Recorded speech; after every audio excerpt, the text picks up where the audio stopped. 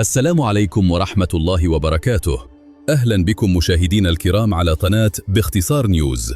في خبر حزين صادم، خيم الحزن على الوسط الفني التركي وجمهور الموسيقى بعد الإعلان عن وفاة المغني التركي رضا تامر بشكل مفاجئ عن عمر ناهز 42 عاما، في لحظة لم يكن يتوقعها أحد، خاصة بعد عودته القوية إلى الساحة الفنية.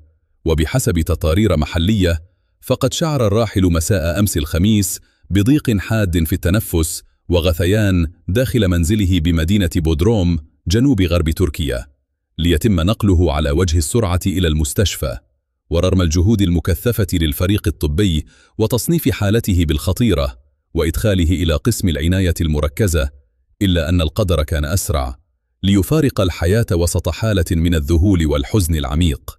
رضا تامر الذي تعرف عليه الجمهور قبل نحو 20 عاما من خلال برنامج اكتشاف المواهب بوب ستار، حيث حقق المركز الثالث، استطاع أن يحجز لنفسه مكانة خاصة في قلوب محبيه رغم مسيرة لم تكن سهلة.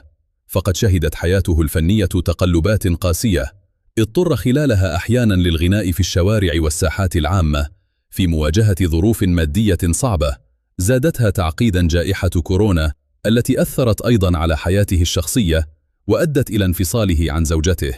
ورغم كل تلك التحديات لم يستسلم تامر، بل عاد إلى الواجهة بقوة خلال العام الماضي من خلال أغنيته الشهيرة بندن سونرا أو بعدي، التي حققت نجاحا واسعا وتصدرت منصات الاستماع بملايين المشاهدات، وكأنها كانت بداية فصل جديد من التألق. لكنه فصل لم يكتمل.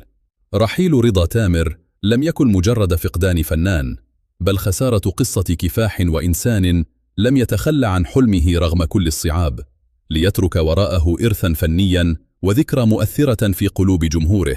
في الختام، تتقدم قناة باختصار نيوز بأحر التعازي إلى عائلة الفقيد ومحبيه، سائلين الله أن يتغمده بواسع رحمته وأن يلهم أهله وذويه الصبر والسلوان.